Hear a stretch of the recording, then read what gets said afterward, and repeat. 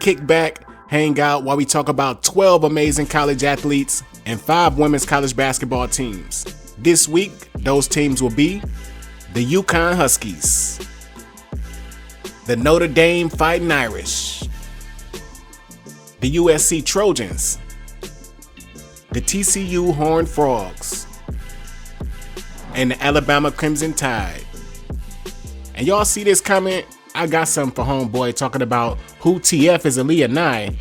I just hope you watching because we about to teach you a massive lesson. And with that, let's get this thing started with the UConn Huskies. And first, let's have a look at Paige Bueckers. Paige is just such a high IQ basketball player. She don't turn the ball over. She's shooting 56% from the field, which is the highest in her collegiate career, 41% from 3. And I'm just hoping this can be the year of the Huskies. This team gotta get back to a national title game. With the long line of great players they got coming in and out of here, they still haven't won since Breanna Stewart left. But when you got Paige shooting a career high 56% from the field, 41% from 3, she playing like she know this gonna be her year. And even if UConn don't win this year, we know that ain't gonna be all on Paige because this team has had injuries out the wazoo, including Trey 5, aka Azzi Fudd. Even this year she limped into the season. But this girl has hit her stride and again is looking like one of the top players in the nation. And let me just say this, Azzi Fudd is so good on defense. When I'm out there watching her play defense and hounding the basketball, it's almost like she ain't got no knee injuries. I almost want to tell her to pull it back a little bit, but I know that's just how she plays. She go hard on the defensive end. She's probably exactly what this team been missing over the past few years, and if she can make it through March, her and Paige is going to be hard to deal with. But not only do you got to deal with those two, you got to deal with another phenom that this team got, Sarah Strong. As a true freshman, Sarah Strong is leading the entire nation in plus minus. She's shooting 73% on shots inside the three-point line. And I really feel like she gonna be one of them ones. She remind me a lot of Candace Parker. The way she really go out there and play defense and fight for rebounds and then she bringing that thing up the court trying to score or find teammates. That's really the only player that come to mind when I watch her. I'm seeing Candace Parker 2.0. And in Candace Parker's freshman year at Tennessee, she averaged 17, 8 rebounds, and 2 assists, with a steal and 2 blocks. Sarah Strong is averaging 17, 8 rebounds, 3 assists, 2 steals, and 1 block. So they got virtually identical numbers, but Sarah Strong is shooting a higher percentage from the field and from 3. But I want y'all feedback on that. Am I tripping or are y'all seeing the same thing that I'm seeing? I also want to say about Coach Gino. I don't know how this dude keep getting all the top recruits like this. They pretty much get the pick of the litter every year. Even with all the injuries, 4 straight conference titles. That being said, what I don't like that's going on this year is, bruh, why is you starting Caitlin Chen over KK Arnold? Caitlin Chen is really out there just running around and passing the ball. She's pretty much self-check, and I don't think this team can win it all with her in the starting lineup. You got to put KK out there. She's better on defense and she's more aggressive on the offensive end. And now let's talk about the Notre Dame Fighting Irish. And first, I want to talk about Olivia Miles. She operating at such a high level, you can't even tell that she missed a full year. She turning the corner and getting to the rim.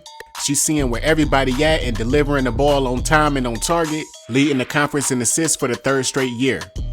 And she's shooting 44% from 3, which is better than what Socia Citron is shooting this year. And Liv also already got 3 triple-doubles and 6 double-doubles this year, and she's definitely in the conversation for National Player of the Year.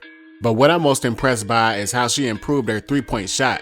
She has struggled mightily with her 3-point shooting, and she ain't never shot over 27%. And now she's shooting about 5 threes per game and still at 44%. So she out there really taking them and she making them.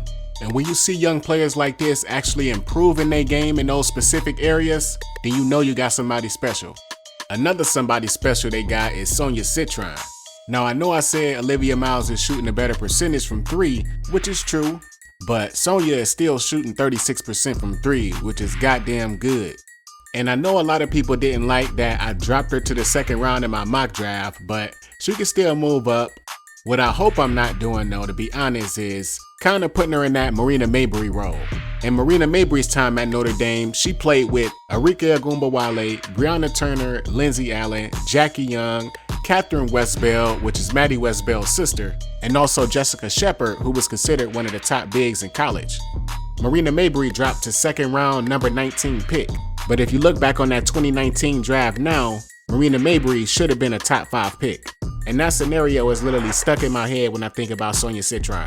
But Marina Mabrey is tough, she fights, she scraps. I don't really see none of that out of Socia Citron.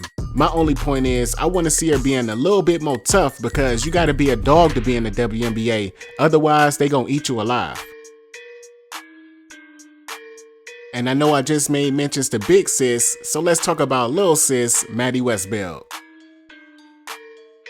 Now, Notre Dame has had many siblings put on that Irish uniform, but the Westbeld sisters are the only sisters to ever reach 1,000 points in the Notre Dame uniform. And big sis never got a chance to play in the WNBA, but I think we'll see little sis in the WNBA next year. Mid-range game above average. You know I love players that can shoot the 3 and play out the post. And Maddy Westbeld is a lot stronger than she looked, because she go down there looking for the contact. I would like to see her hit a higher percentage of her free throws, considering the mid-range shooter and a 3-point shooter she is, but I'm pretty sure to get better the more attempts she get. And Maddy missed some games earlier in this year rehabbing a foot injury, but since she's come back, she's shooting 54% from the field, which is higher than ever, and she dropped 20 points in only her 4th game back, which happens to be this one that you're looking at against Georgia Tech. Now let's talk about the dynamic duo in USC, starting with Juju Watkins. Even though the Trojans moved to the Big Ten, Juju is still leading the conference in scoring with 25 points per game. Just like she led the Pac-12 last year where she averaged 27, her field goal percentage is a lot better this year. She went up from 40% to 46%. She's averaging 2 blocks per game. She's also leading the Big Ten in steals with 2.5 per game. She also leads the nation in free throws made and attempted. The fact that she a lockdown defender make it even scarier. The only thing I worry about with Juju is the amount of shots she takes and the time she spent on the court. She's shooting 18 shots per game, plus 8 free throws per game. That's 26 shots in total, plus all the driving and all the fouls, 33 minutes per game. I just hope she don't burn herself out. And I mean, long gone the days when 6'2" players had to play forward and center. Now we got multiple guards out here that's 6'2" that's playing point guards better than the small point guards. But now let's talk about Kiki. Clearly she's still getting adjusted to playing with Juju, because her point average is down, rebound average is down, and I understand you playing with the great and powerful, but she need to get a little bit more aggressive. When she played with Cam Brink, you had to account for Cam's shooting and post presence. On this team, all she got is low motor Rhea Marshall, and she don't really add nothing on the offensive end. And I think Kiki looking the little birds of the feathering, cause when she was next to a dog, she played like a dog. Now that she's playing with lesser talent in the front court, she not really elevating her game. And now let's keep this thing moving and talk about our next team, the TCU Horned Frogs, starting with Hailey Van Lith. I've really been enjoying watching Hailey Van Lith play for TCU. The best thing about watching her on this team is how competitive she look again. Last year at LSU, some games she would just look out of it. Looked like she ain't even want to be out there. And I'm not saying she wasn't competitive, she just looked overwhelmed to me. Almost like she had too many people in her ear telling her to do this and do that, and she couldn't play free. But here at TCU, she playing better than she's ever played. Highest field goal percentage with 45%. Highest assist average with 6 per game. She's already got double the 20-point game she had at LSU. And just look at her confidence, shooting over defenders like she ain't 5'7".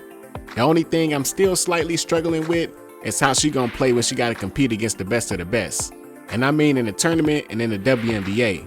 LSU was only about 10% of the anxiety of what she gonna get in the tournament and the WNBA, playing on a team where she the primary leader. Now she do got a pretty good sidekick in Sedona Prince, so she won't be doing it herself. And Sedona Prince been in college since 2019. And as a 6'7" big, I think she's very skilled, but really these players almost got no chance at guarding her right now. She's too big and too strong for 90% of these college players. This is basically a grown-ass woman playing against kids. What I want to see out of Sedona is her playing better against the top-ranked opponents. With Hailey and Lith on the team, let's not forget Maddy counter, that 1-2-3 punch has made the game so much easier for her. In this game versus the Jayhawks don't got a player over 6'3". Again, she's 6'7", and that's mouse in the house all day. But when they played South Carolina, she only had 6 points and couldn't get a shot off. What I remember most about Sedona Prince is when she was at Oregon, and that team had her, Tahina Powell, and Niara Sabally, and they got upset by the Belmont Bruins in a round of 64. And on that team, Niara Sabally and Sedona Prince was both juniors in the front court, but Niara Sabally was a much better player, and she only a second unit player in the WNBA, so that just gives me thoughts of what Sedona Prince gonna be. And that's exactly why she didn't go higher in my mock draft. No disrespect, cause she a great college player, but just based on that small piece of history, I think she gonna struggle when she gotta go up against players her size. Last team we gonna talk about today is the Alabama Crimson Tide, featuring Zay Green and Aalyah Nye. I talked about Sedona Prince being in college since 2019. This girl has been in college since 2018. She's practically a pro. She's older and stronger than just about every player that she's playing against right now, so I don't want to get an enhanced view of her because she's playing against lesser talent. That's why she was on my second round mock draft. But her being a 6'2 guard, I don't know. I think what we're seeing is legit. She's a great passer. In this game against Coach Yo, who y'all praise and love on social media, she scorched them for 27, 7 rebounds, and 9 assists. And she did that without Sarah Ashley Barker on the court, which we'll talk a little more about that pretty soon. But the way she can play out the post, she go down there and post up them little guards. She can break down the defense out the triple threat. You almost gotta send a double team her way. And she playing with so much confidence, she just letting that 3 go, it don't matter who in front of her. Now, I don't think this team gonna make no noise in the tournament because they really don't have no depth, but they do have 3 really nice players who I think will all play in the WNBA.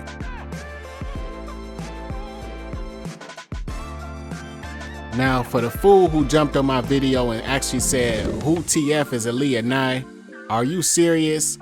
Y'all swear up and down that y'all be basketball fans and that I don't know what I'm talking about. Then you say something dumb like this.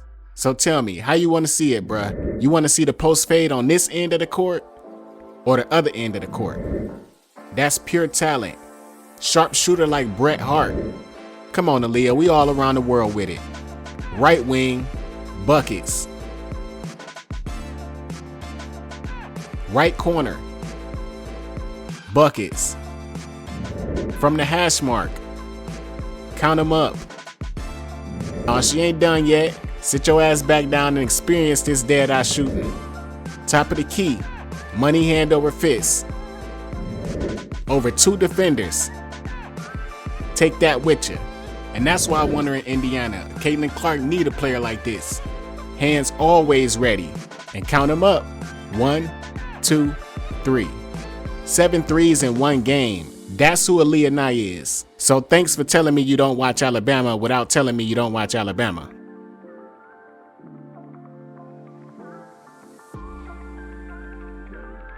But there you have it. Another 5 teams. Got another 5 teams for y'all next week as well. Then we'll probably circle back to the top teams and we'll talk about some awards. And I hope y'all stay locked in for that. If you made it this far in the show, please hit that like button. As I always say, it goes a very, very long way and I appreciate it very much. Don't forget to comment your thoughts. I know sometimes I be saying some crazy stuff, so I be expecting y'all to say a little bit more. But either way, I appreciate y'all for continuing to listen, for continuing to watch. That's all we gonna say for this week. I'm Ailes for PRNM. Talk to you on the next one.